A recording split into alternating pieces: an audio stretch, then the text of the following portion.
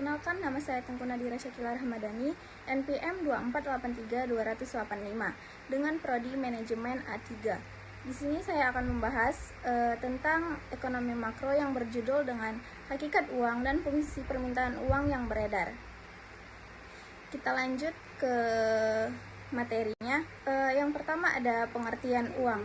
Selanjutnya hakikat uang. Hakikat uang tidak hanya pada bentuk fisiknya, melainkan pada fungsinya dan kepercayaan masyarakat terhadap nilai tersebut. Hakikat uang meliputi ada 4 macam. Yang pertama ada alat tukar atau medium of exchange. Yang kedua ada sebagai satuan hitung atau bisa disebut unit of account. Yang ketiga ada sebagai penyimpan nilai yang disebut store of value. Yang keempat dan yang terakhir adalah sebagai standar pembayaran yang ditunda atau sebagai standard of deferred payment. Selanjutnya ada fungsi-fungsi uang. Fungsi-fungsi uang terbagi menjadi 2. Yang pertama fungsi asli. Fungsi asli ini ada 2 macam, yaitu yang pertama alat tukar, menggantikan barter, dan yang terakhir ada satuan hitung, menentukan harga atau nilai barang atau jasa. Nah, yang kedua ini ada fungsi turunan. Fungsi turunan ini terbagi menjadi 3. Yang pertama ada penyimpanan nilai, bisa dibilang uang itu dapat digunakan di masa depan. Yang kedua ada keyakinan, bisa dibilang biaya yang diwariskan atau diinvestasikan. Dan yang terakhir ada alat pembayaran utang, atau bisa dibilang digunakan untuk melunasi kewajiban. Selanjutnya ada permintaan uang. Permintaan uang adalah keinginan masyarakat untuk memegang uang dalam jumlah tertentu atau guna memenuhi kebutuhan transaksi dan jaga-jaga. Teori Keynes menyebut 3 motivasi permintaan uang.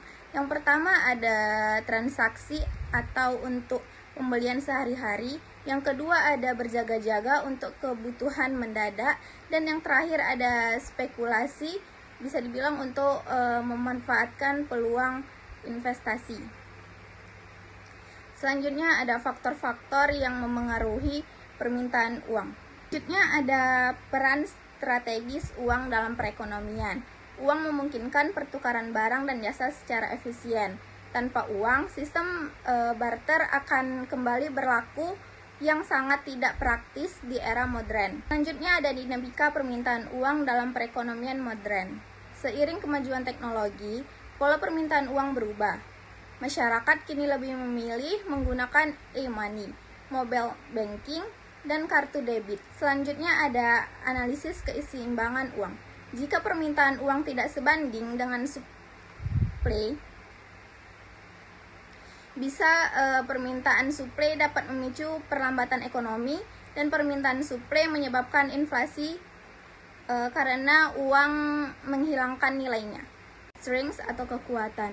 Uang memfasilitasi pertumbuhan ekonomi dan efisiensi transaksi. Selanjutnya ada permintaan uang menjadi indikator utama untuk kebijakan fiskal dan moneter. Yang ketiga ada bank sentral memiliki kontrol instrumen untuk mengatur keseimbangan ekonomi. Dan yang terakhir ada uang memungkinkan akumulasi kekayaan dan pelunasan utang. Selanjutnya ada weakness atau kelemahan. Nilai uang sangat bergantung pada kepercayaan masyarakat. Uang rentan terhadap inflasi dan deflasi. Permintaan uang mudah terganggu oleh krisis kepercayaan atau gejolak pasar.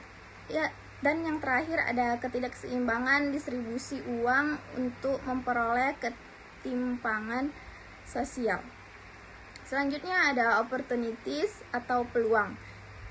Inovasi teknologi seperti fintech, wallet, dan crypto money, pendidikan literasi keuangan mendorong manajemen uang untuk lebih bijak. Integrasi ekonomi global memperkuat stabilitas moneter lintas negara. Dan yang terakhir ada peningkatan akses keuangan digital di daerah terpencil. Dan yang terakhir ada threat atau ancaman, kejahatan digital dan penipuan finansial. Volatilitas ekonomi global memengaruhi nilai mata uang domestik hiperinflasi akibat cetak uang berlebihan, dan yang terakhir ada kesenjangan akses teknologi menimbulkan ketidaksetaraan ekonomi. Selanjutnya kita masuk ke kesimpulan. Uang memiliki peran vital sebagai alat tukar, penyimpanan nilai, satuan hitung, dan alat pembayaran yang ditunda. Permintaan uang mencerminkan aktivitas ekonomi suatu negara dan harus dikendalikan secara profesional oleh bank sentral. Analisis SWOT menunjukkan bahwa sistem moneter memiliki kekuatan dalam mendukung ekonomi, tetapi juga menghadapi tantangan berupa ketentangan terhadap inflasi, kepercayaan publik, dan transformasi digital. Sekian penjelasan materi yang sudah saya sampaikan.